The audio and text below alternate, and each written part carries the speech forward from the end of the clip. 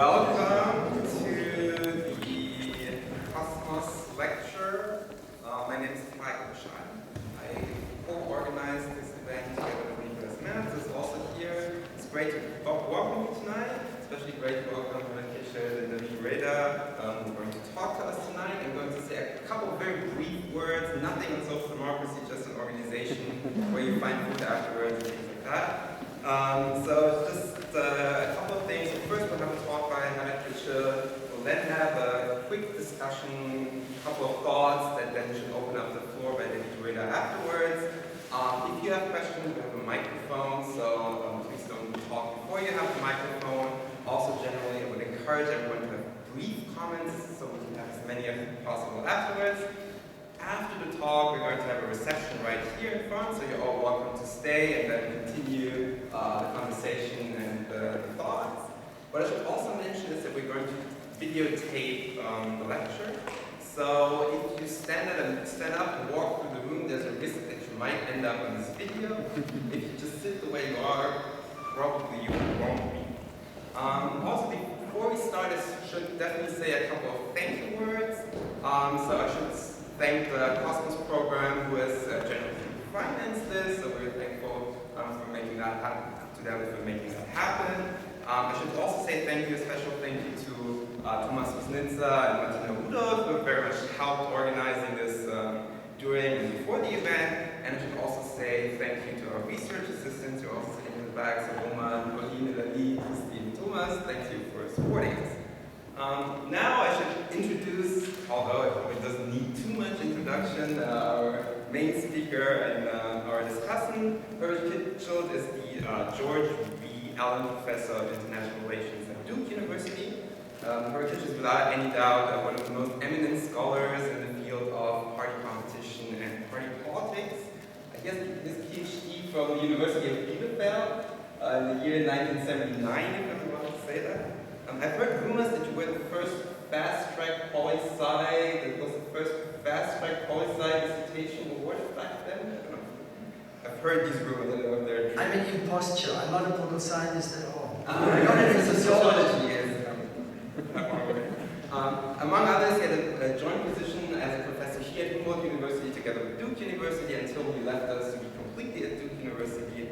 Herbert Kitschelt has authored 14 books, as I counted, on political parties, party systems, political movements, particularly relevant for tonight, the book on European social democracy in 1994. I checked this morning, his work has 18,000 citations on Google Scholar, so for the people in the room who are not academics who check the Google Scholar profile every day, this is a lot. You can't really get there with just self-citations, so other people need to recognize your work. And his most recent work, and this is again relevant for tonight, studies again the politics of advanced capitalism and again tries to map changes in party systems in post-industrial society. Second, then David Reda is going to give a couple of thoughts and discussion. David Reda is professor in comparative politics at Nuffield College at the University of Oxford, has his PhD from Cornell University in the year 2001, and then made it to Oxford, I think, in 2004. And David's work concentrates on the politics of inequality, insider-outsider dynamics, and of course, the role of social democratic parties in policymaking, which again is very relevant for tonight. So first, Herbert Kitschelt. All right, well, after this introduction, can only go downhill from here. I must confess, until Tariq arms twisted me to talk about this topic, I don't think I have given a talk about this in decades. So I certainly cannot, I think, contribute a lot to the giving advice on how to handle the current dilemmas of social democracy. I also just come from 4.5 hours of other seminars, so if I rediscover my own slides, you know why. The roadmap of what I want to talk about is essentially the following. I'll give you first a simple, and I say mostly true story of social democracy and its forms in common sense. And you may elect just to leave after that, because we'll have heard everything. I will then differentiate social democracy as idea and political party. So that's sort of an important moving part of what I will argue. In order to arrive at the hypothesis that the idea of social democracy does better when social democratic parties do worse electorally. So that's my provocation to card-carrying social democracy. Nevertheless, my concession is there may be a crucial role remaining for social democratic parties. In order to motivate this dire outlook, I'll give you first a bit of political economic context. I'm already afraid that I have too many slides, so we'll probably rush through some of these. Then I will give you a very simple model of what I would think of as the electoral stuff, the distribution of electoral segments that politicians have to deal with in advanced post-industrial capitalism, and how social democrats might position themselves. Let's say demand side followed by supply side, what sorts of alternatives social democracy might face. As you will see, my argument will be nested in institutional assumptions about democracies with multi-party systems. But I will have some amendments about politics with majoritarian institutions, because some of you might wonder at this moment about what's going on in the United States and Britain, how this relates to our topic. So my simple story, it's actually taken from Der Spiegel. And I conveniently in the United States download this. This is the website, the web link. SPD-Misere, darum stürzen die Genossen immer weiter ab. It makes 5 points, and I think they're all pretty much correct. The first one is the blue-collar unionized working class has shrunk. The second, people abandon party organization. It's too boring to be a member of a political party, to dislike the political class anyway. And you don't have feeder organizations anymore, to the extent they existed in past decades. That would funnel people into political parties. And on the left side is primarily worthy labor movements. On the right side, more things like churches. Third point, faced with this predicament, social democrats seek to supplement their core voters and therefore open up to new agendas and abandon some of their core demands. We see political convergence in the center. There's a partial defense of the welfare state, but also concessions for liberalization. So that begins to make available core voters to alternatives. The problem is that new parties are more nimble in occupying these policy fields that social democrats might want to, might to enter. So the social democrats only gain modest market shares when it comes to these groups. And finally, social democrats, according to this article, now lack great leaders. We are the Olof Palmes, Willy Brandts. I'm too much of a structuralist to go with that. It's just endogenous to the situation. But still, I think on a sentimental level, it's important. That's now I invite you. This is it. You may draw your consequences, conclusions. But let me say something to give a little background to this in order to set up sort of my argument about the dilemma of social democracy. I would like to distinguish between social democracy as idea and as political party. Social democracy as idea are rooted in a special conception of society and justice.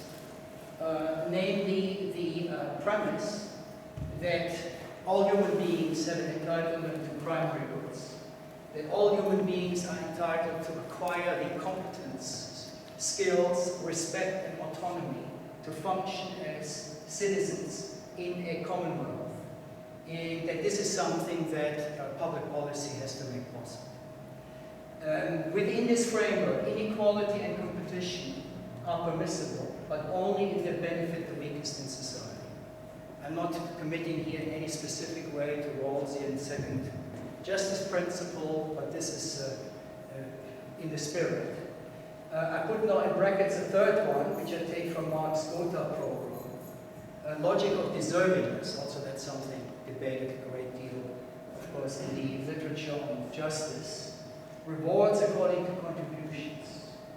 How will natural endowments be recognized? This is maybe, if you think of one of the future-oriented questions of public policy that are increasingly kicked about, unconditional minimum income, but this might become relevant, but I'm using this just here as a marker.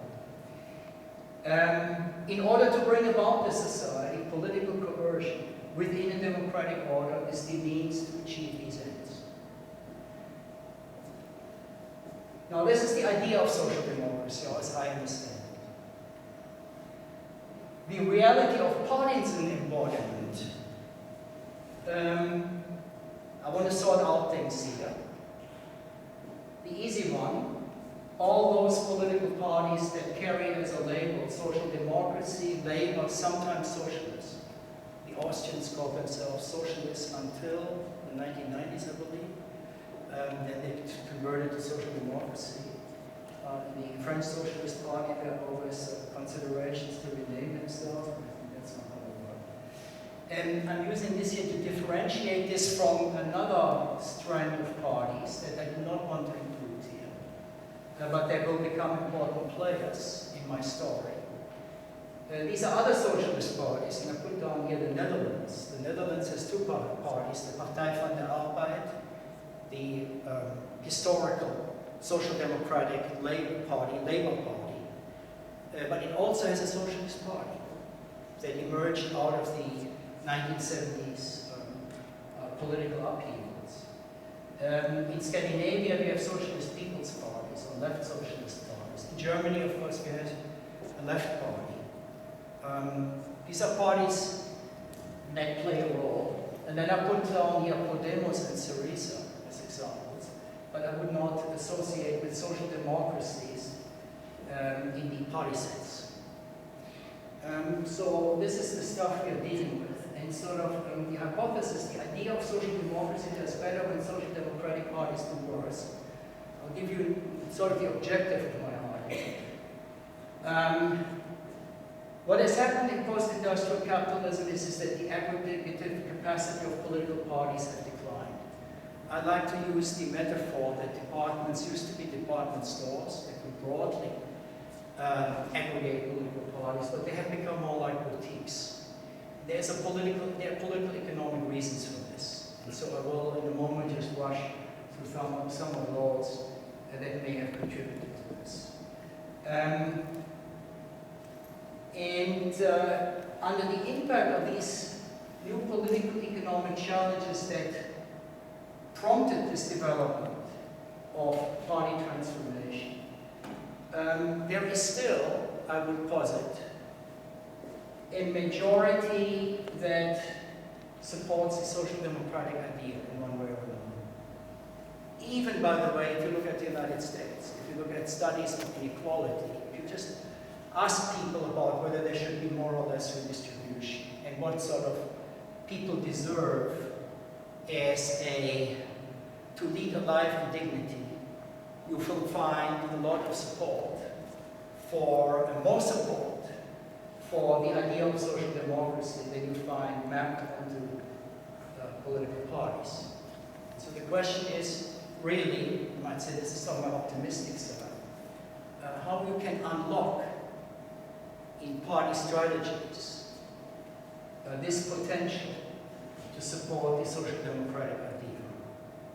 But the bad side is that social democracy as a party might have to sacrifice itself. Not entirely, but to a substantial extent, to unlock the social democratic idea. And the key for this is that in party politics, a dynamics takes place that leads to a differentiation of labels, alternative political parties that maintain the social democratic idea. And only one component of this still runs under the social democratic idea. Social democrats, as I will argue, are unable to compete with these other parties in their broader sector around more well-defined, in ways I will elaborate specialized constituencies. So what role is left for social democracy? Social democrats will have the thankless role of being a mediator, to dominate a center space that might tip the balance in party systems toward coalitions in majorities that can enact a modicum of the social democratic idea. So that's the basic argument. So let me say a little bit about post-industrial economy. And a lot of this, I think, is well familiar to you. Three challenges, I think, characterize current post-industrial societies. The first is technological innovation. We all talk about the hollowing out of the middle because of the information revolution, the translation of jobs into code, software, and a polarization of the labor force into highly skilled people who use a deep background of knowledge and professional experience to make point decisions that are difficult to simulate through machine learning. On the other hand, we have an increasing range of people who, in a time-spatially specific way, deliver unskilled services and therefore are not easily replaceable by code. But that's one challenge, and I would submit to you that is the greatest challenge. The second challenge of globalization, I think, is vastly overstated. And specify as globalization of factors of production for the products we had for a long time. Capital is footloose, and there is wage competition, and higher earners can exit to countries where taxation is lower. That is a question. In econometric terms, it does affect some substantial groups of the labor force. But I think it would be wrong to focus on this as the main or the overriding problem. I would in fact argue that even the third problem is more important for social democracy in political parties nowadays than the second one. This is the demographic transition. I find it odd that in political economy there's relatively little work on this question of the demographic transition. Affects distributive conflicts and interpartisan conflicts.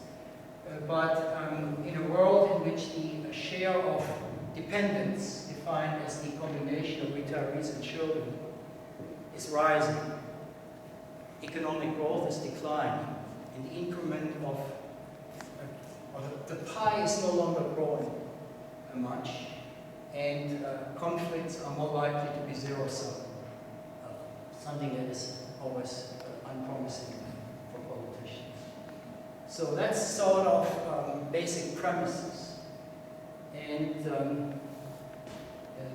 reformatting in the software years. So post-industrial conflicts I would locate in two different ways. One is what social democracy is familiar with. And this is a conflict among market participants about parts of the pie, redistribution between high and low earners, between capital and labor. But there are now also parts of the political, economic, distributional struggle that are, I would submit to you, more novel. These are conflicts about what resources should be allocated to people to prepare them to enter capitalist markets, to qualify them in ways that they compete in capitalist markets. This also sometimes goes under the label of activation. I will give you some examples on the next slide. The other one is what shares of the product to allocate to people who no longer, who cannot compete in capitalist labor markets, who fall out of capitalist labor markets. Let us call this protection and consumption. Now, I'm not going through the entirety of this slide. That will take too long. But it's difficult for social democracy to make choices between policies of activation and investment and production and policies of production and consumption. And its constituencies, or their constituencies, it might want to reach out to that make these legitimate claims. So when it comes to technology, you could see an activation strategy would primarily go the track of educational investment, active labor market policies, research and development, and what I put on here is human improvement, all the way to a post-human. That's the beginning of debate. Political scientists after 2050 will, I think, focus on this a lot more. On the other hand, there are ways to protect against the challenges of technology, unemployment insurance, early retirement, and maybe unconditional basic income. Same way with demographics, you can think of more investment-oriented, more consumption-oriented strategies. Same with globalization. The protective one would restrict labor movements and capital movements. The investive one would improve state capacity, create effective institution of conflict resolution and ecological protection that would attract labor and capital. You look at the United States as a common market, the areas that grow most are not the ones that have the lowest wages, Louisiana, Mississippi, but these are high wage areas, like my favorite, the Portland region of Oregon. This is a dilemma. And I would add to this, these conflicts are not just over economic interests. If I looked at the fine print of the consumptive and investive policies, they also involve social choices about governance, what kind of family structure and what kind of political governance we want, as well as about, here the reformatting is being added, about cultural diversity and immigration. And while I'm not going to talk about this, preferences over these choices are not entirely rooted in distributive conflicts. But this is so if you think of immigration as an important question, it's not simply labor market positions that create preferences over immigration. But this is a big skill. What I want to give you now is essentially a very simpleton's setup of the social groups in a post-industrial society that political parties have to deal with, is they try to put together political coalitions to win office and make policy. And I essentially distinguish four groups by levels of income derived in the marketplace, and by types of skill and training. This is roughly based on tendencies in the development of occupational structures. I'm actually using here numbers that are most similar to the Swiss household studies I recently worked with, where high-skilled, that means people with tertiary educational degrees, now make up more than 50% of the labor force. So we have one sector, business, finance, technology professions, 20 to 30% of the labor force, with high income and high skill.